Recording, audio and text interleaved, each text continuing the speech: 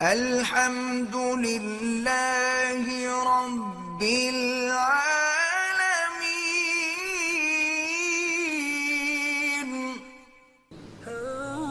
ایک آپ کی نجی زندگی ہوتی ہے، آپ نے سونا کب ہے، جاگنا کب ہے، جس کا تعلق آپ کی صحت سے ہے۔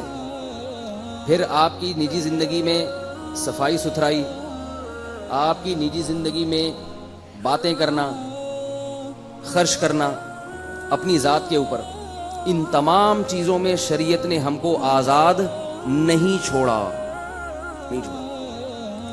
ہندو اگر اپنے پنڈت سے پوچھتا ہے کہ مجھے صبح کب اٹھنا ہے، ویسے ہی وہ ڈاکٹر کی مشورے کی وجہ سے تو کہہ دے گا کہ صبح جلدی اٹھا کرو، لیکن اس کے پاس کوئی تعلیمات نہیں ہے۔ ہمارے مذہب نے ہمیں کب حکم دیا صبح اٹھنے کا؟ فجر سے پہلے بتایا کہ تہجد میں اٹھو گے تو یہ غریبی ہو جائے گی، لیکن کم سے کم آخری درجہ کیا ہے کہ فجر میں تمہیں اٹھنا ہے اور اللہ کے سامنے سجدہ کرنا ہے۔ دن کا آغاز صبح صادق سے ہوتا ہے اور اس وقت اللہ کا حکم ہماری طرف متوجہ ہونا شروع ہو جاتا ہے۔ اگر ہم مسلمان ہیں تو صبح نہیں سو سکتے، نہیں سو سکتے۔ کتنا سخت حکم ہے، دنیا کے کسی مذہب میں نہیں ہے ایسا۔ نیند پر بھی آپ کو احکامات دیے جا رہے ہوں۔ یہ تو فرض ہے صبح اٹھنا، فجر کی نماز پڑھنا۔ پھر اس کے بعد سونے کو ناپسند قرار دیا گیا، برکت کا وقت ہے۔ رسول اللہ صلی اللہ علیہ وسلم نے فرمایا بورک لامتی فی بکورہا، اللہ نے میری امت کی برکت صبح کے وقتوں میں رکھی ہے۔ ایک چھوٹی سی بات میں یہاں آپ سے عرض کروں کہ لوگ کہتے ہیں کہ اگر ہم فجر میں اٹھ گئے تو کریں گے کیا؟ پوری قوم تو سو رہی ہوتی ہے اس وقت۔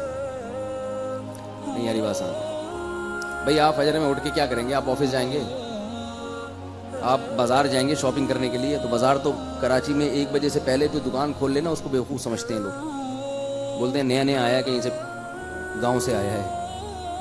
تو یہ بات یاد رکھیں کہ جو صبح آپ جب جلدی اٹھیں گے نا تو بہت سارے کام ایسے ہوتے ہیں جو تنہائی میں کرنے کے ہوتے ہیں۔ آپ نے جو مطالعہ کرنا ہے، اسٹڈی کرنا ہے، یا پلاننگ کرنی ہے، یا اور کوئی سوچنا ہے، ناشتہ کرنا ہے، ایکسرسائز کرنی ہے، یہ کام کب ہو سکتے ہیں؟ یعنی وہ کام جس میں آپ کا دوسروں سے لین دین نہیں ہے، وہ کام آپ صبح کے وقت میں کر سکتے ہیں۔ آپ کہیں گے میرا تو کوئی ایسا کام ہی نہیں ہے، میرے تو سارے کام ایسے جن میں دوسروں سے لنک ہوتا ہے، اس کا مطلب یہ ہوا کہ آپ خود کسی کام کے نہیں ہیں۔ پھر نہیں یاری بات ہے، کیونکہ آپ کے لیے، آپ کے پاس اپنے آپ کے لیے ٹائم ہے ہی نہیں۔ بھائی اس کا یہ مطلب ہوا نا کہ نہ آپ کو پڑھنے کا شوق ہے، نہ آپ کو تلاوت کا شوق ہے، نہ آپ کو ذکر کا شوق ہے، نہ آپ کو ایکسرسائز کا شوق ہے۔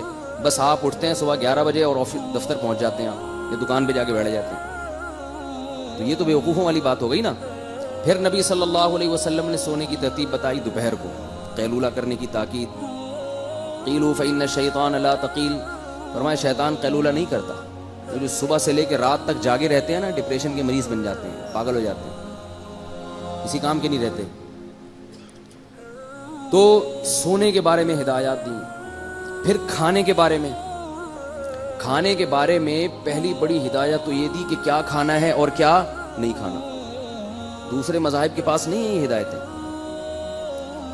کھانے میں پھر گوشت کو کیسے کھانا ہے، اس کو ذبح کرنا ہے، مخصوص جانوروں کا گوشت کھا سکتے ہو۔ جو لوگ یورپ جاتے ہیں کتنے پریشان ہوتے ہیں، وہاں سے کالز آتی ہیں حضرت حلال نہیں مل رہا، کیا کریں؟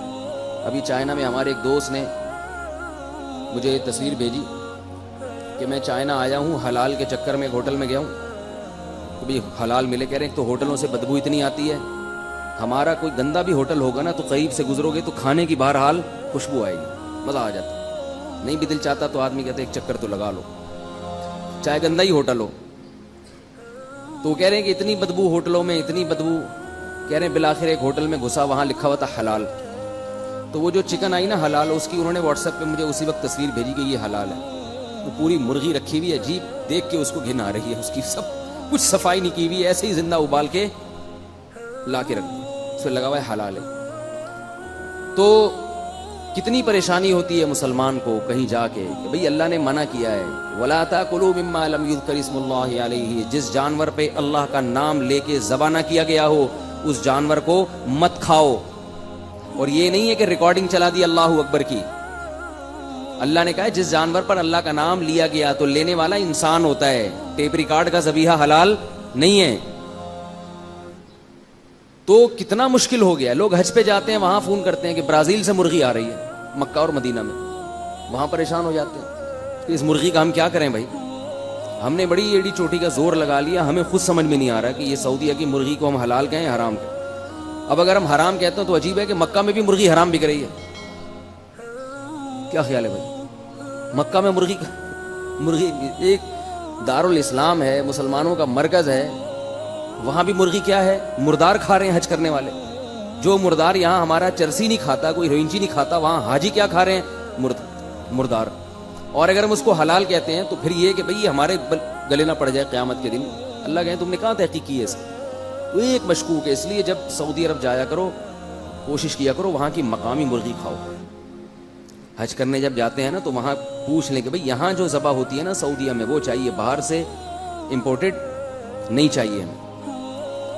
تو آج کل حلال کا ٹھپا لگانے والے بیٹھے ہوئے ہیں, ہر ڈبے پہ حلال لکھا ہوا ہے, ہر برش پہ حلال کا ٹھپا, صابن پہ حلال کا ٹھپا. ایک ان کے لیے کوئی اسٹیمپ بنانا کوئی مشکل نہیں ہے. کیا پتا کہ کس نے رجسٹرڈ کیا ہے اس ادارے کو اور کون ہے اس